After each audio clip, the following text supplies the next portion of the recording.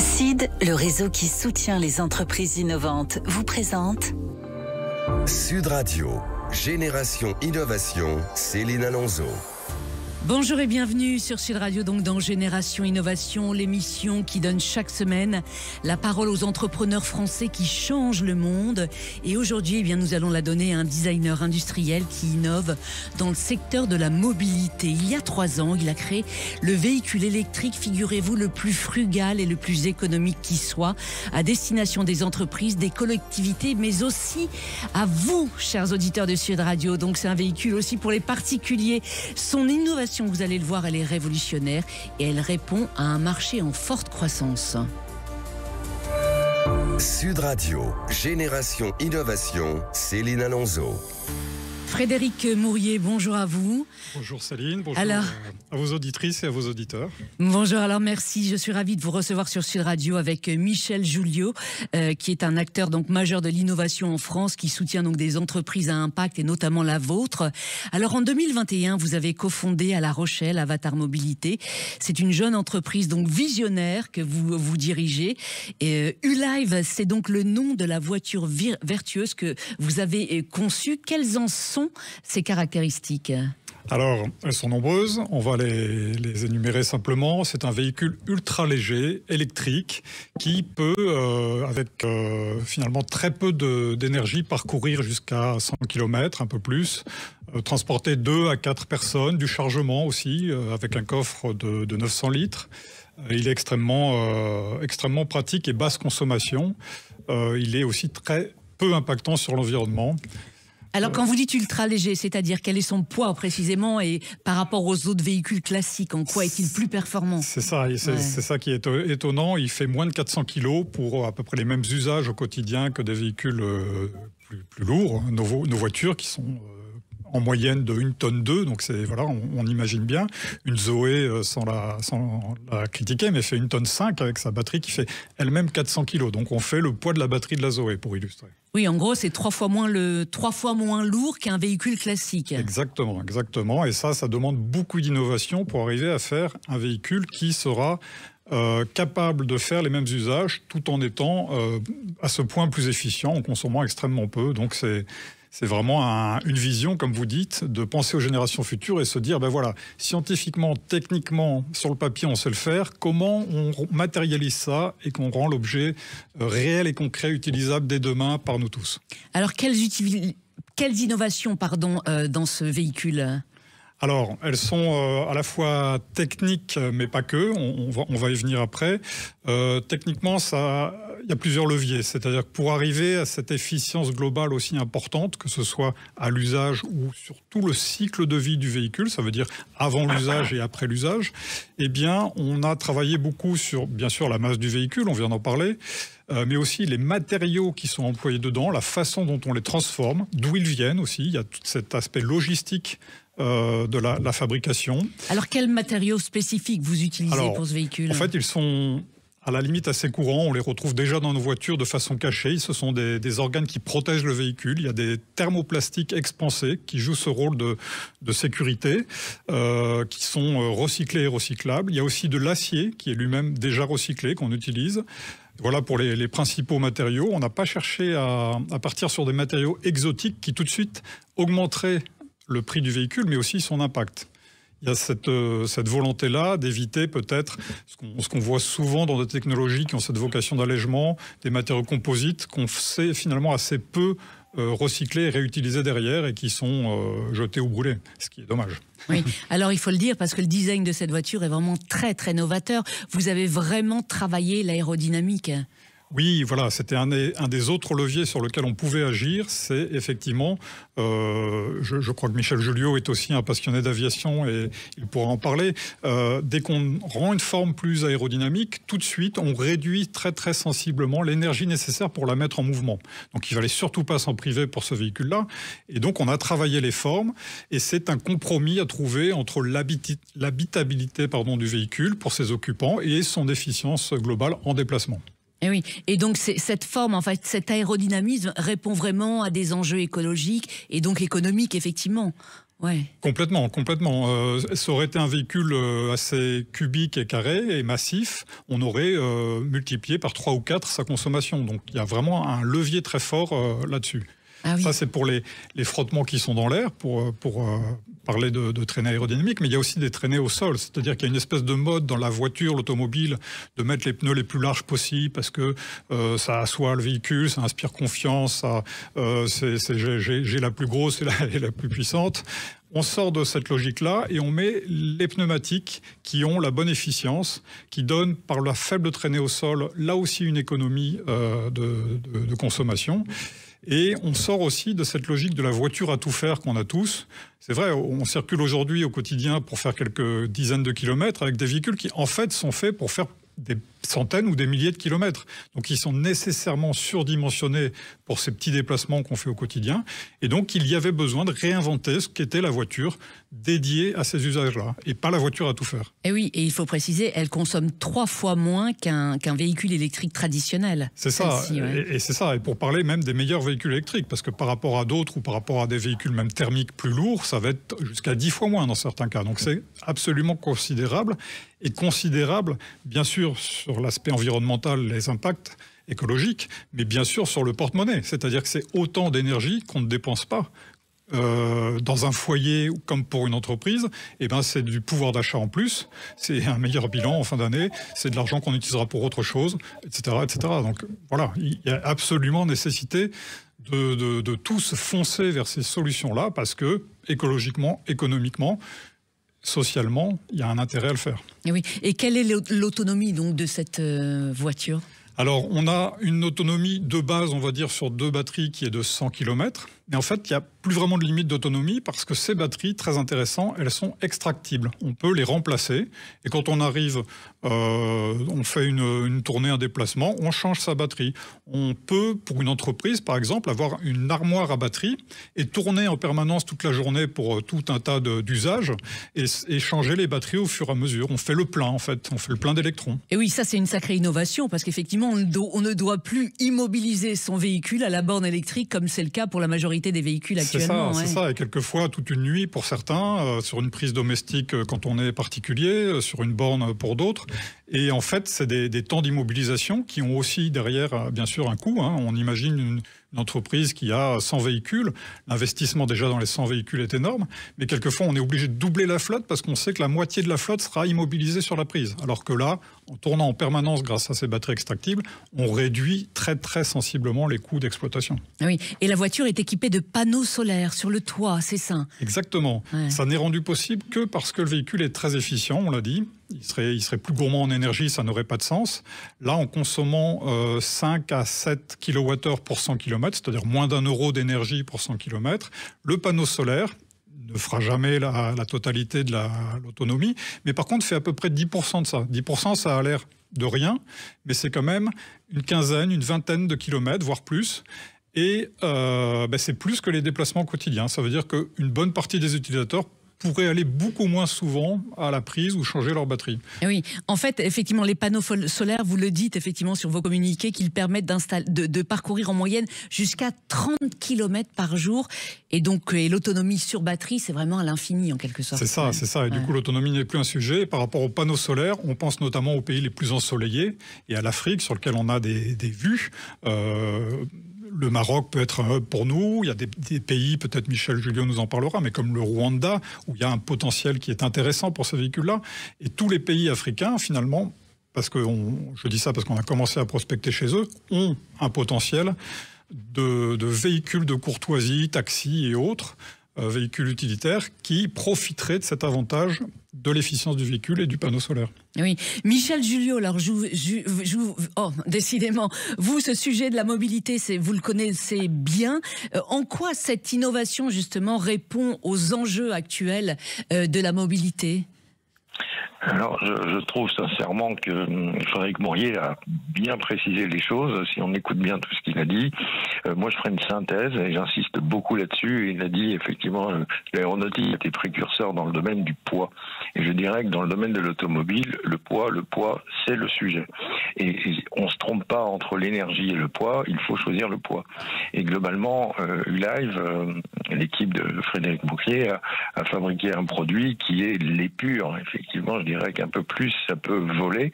Et effectivement, quand on vole, c'est qu'on est léger. Donc aujourd'hui, cette voiture, effectivement, 1 euro au 100 km, essayez de trouver un concurrent qui sera capable de faire la même chose. Et il faut pas oublier que, enfin moi je suis aujourd'hui à Cannes, désolé, j'ai pas pu être présent, partout dans la rue, il y a des Ferrari, il y a des 4x4, mais on peut pas se garer. Donc en fait, il y a véritablement aujourd'hui une pensée nouvelle à avoir qui est la pensée de l'urbanité, du déplacement et des petits déplacements. Il est clair que si on veut traverser la France, les voitures confortables qui nous sont proposées à 35 000 euros sont effectivement celles qui sont utiles. Mais en ce qui concerne l'urbanité, Ulive est formidable et notamment, je pense que Frédéric Mourier parlera aussi de son projet avec SNCF où effectivement les derniers kilomètres, souvent pour SNCF c'est un gros problème. Il a possibilité de disposer de voitures qui vont pouvoir faire une dizaine, une trentaine de kilomètres ou une cinquantaine de kilomètres aller-retour, voire 100. C'est formidable. Et comme il le dit, il n'y a pas de limite en termes d'énergie. Oui, le potentiel est vraiment énorme pour cette voiture. Alors Frédéric Mourier, quelques mots sur ce projet avec la SNCF. C'est-à-dire vous envisagez que vos véhicules soient mis en libre service dans des gares en quelque sorte? C'est ça, c'est ça. On a la chance d'avoir une commande de la SNCF pour une expérimentation de multimodalité, en zone rurale en l'occurrence, et montrer que finalement les utilisateurs peuvent après un transport en commun ou hors transport en commun, utiliser ce type de véhicule pour faire leur déplacement quotidien. Donc il y a un vrai sujet là-dessus, et c'est vrai pour la SNCF et sans doute pour d'autres transporteurs. Oui, en tout cas, votre innovation répond à un marché en forte croissance.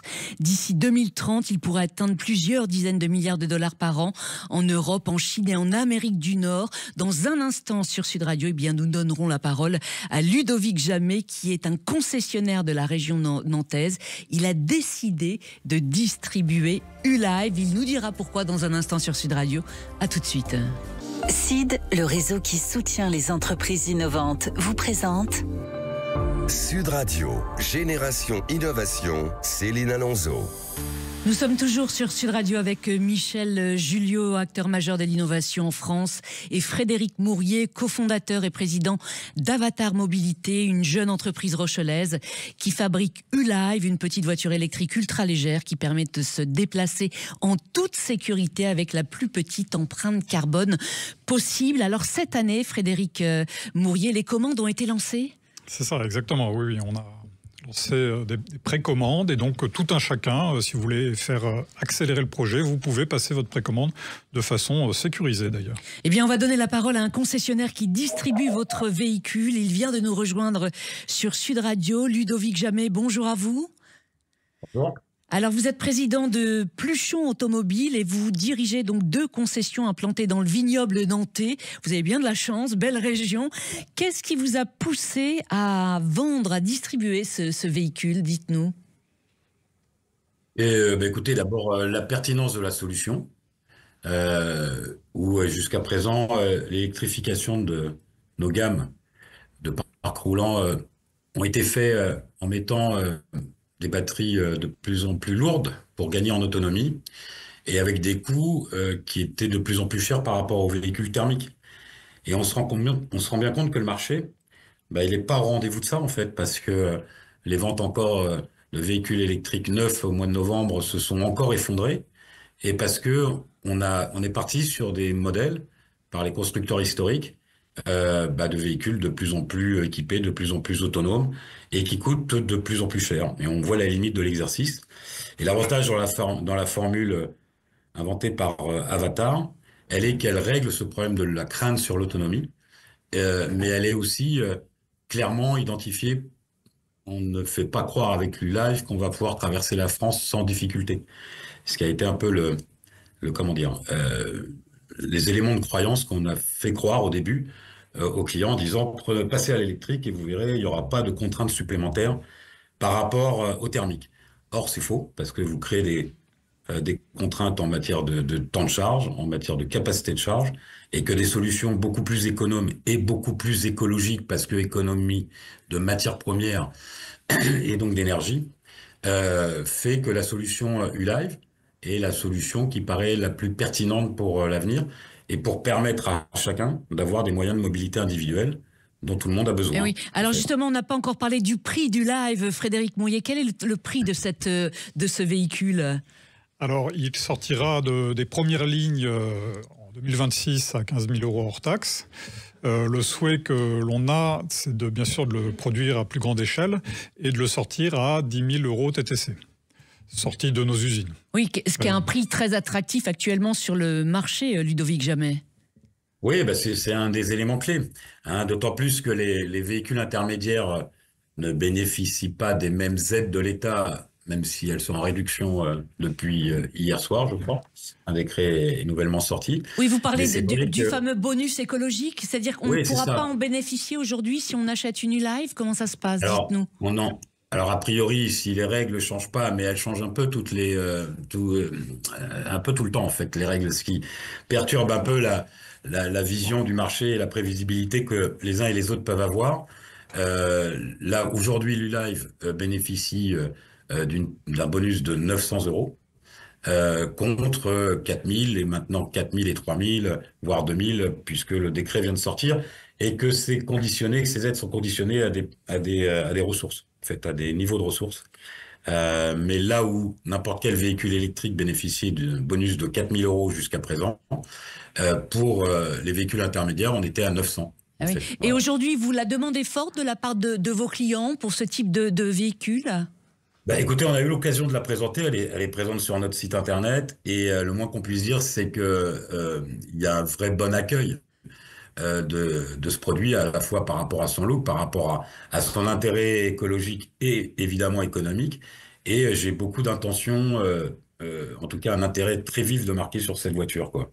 Donc elle n'est pas encore sortie des usines d'Avatar, mais moi j'ai déjà des acheteurs potentiels. Voilà. Ah, extraordinaire. Mais c'est vraiment, comme vous le disiez tout à l'heure, c'est vraiment un modèle qui peut réellement s'imposer dans l'avenir en France et à l'international. Je crois, à l'international, en Inde et en Chine, ils nous ont pas attendus pour. Oui, il y a beaucoup de véhicules intermédiaires dans ces pays, c'est vrai. Voilà, ouais. Ouais. Mais en France, oui, parce que si vous voulez, d'abord il y a un mélange des technologies dans l'Ulive où on mélange du solaire, des batteries électriques, etc. Donc, et je pense que la solution d'avenir, elle passe par des solutions qui mélangent toutes les technologies et pas de s'enfermer que dans un schéma 100% électrique. Ne serait-ce que parce qu'on n'a pas assez de matières premières et de métaux précieux pour constituer toutes les batteries qu'il faudrait.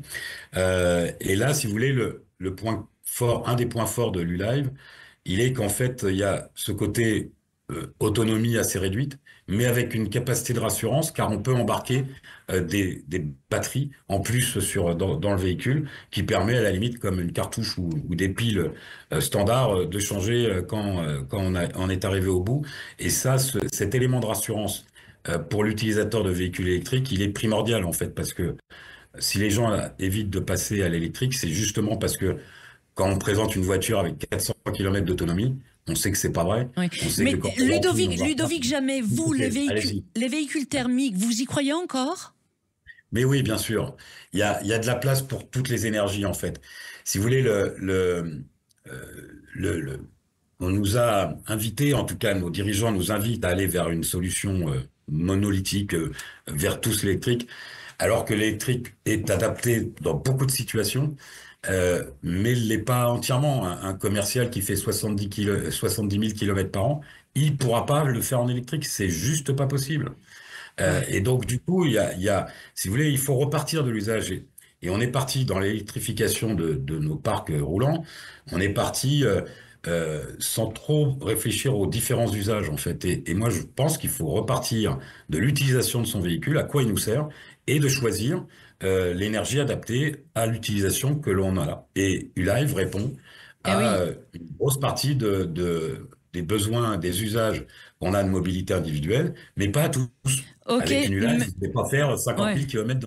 C'est clair, on ne peut pas faire un Paris-Nice avec une Ulive. Mais Ulive on peut le faire, mais il faut savoir que ça prendra un peu plus de temps. Et puis, c'est pas forcément l'objectif, si vous voulez. Oui, Ludovic Jamais, je vous remercie d'être intervenu sur Sud Radio. En tout cas, si les auditeurs de Sud Radio veulent avoir plus de renseignements sur ce véhicule, ils peuvent en avoir sur votre site pluchonautomobile.com. Frédéric Mourier, la livraison donc de vos véhicules est prévue, vous l'avez dit, pour 2026. Aujourd'hui, vous en êtes où de l'industrialisation de ces véhicules? Et alors, je voudrais juste rendre hommage à Ludovic Jamais et Pluchon Automobile parce qu'il fait partie de ces pionniers de la transition vers d'autres solutions plus légères.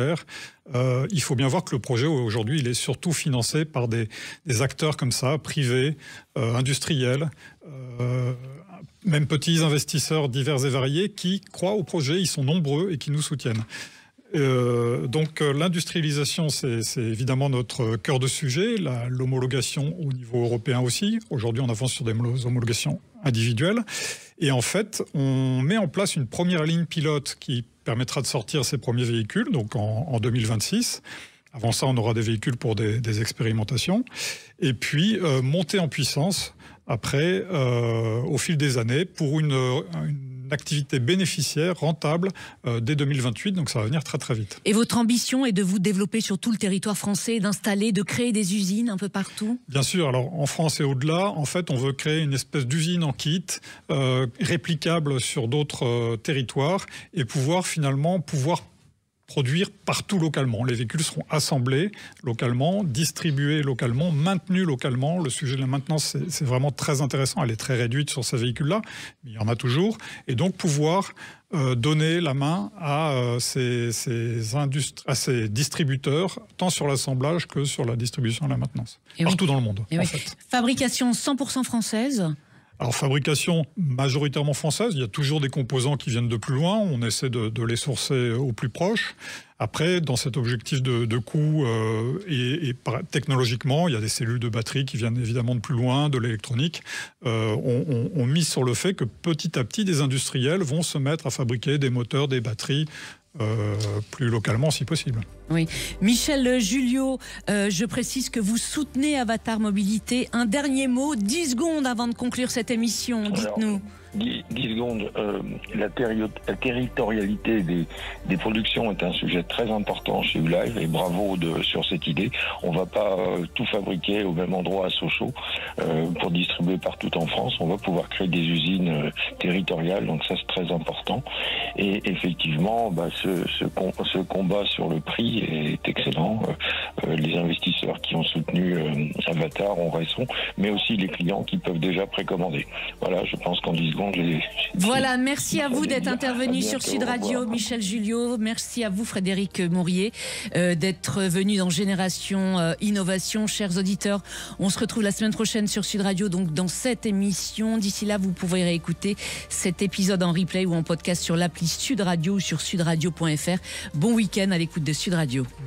SID, le réseau qui soutient les entreprises innovantes, vous a présenté Sud Radio, Génération Innovation, Céline Alonso.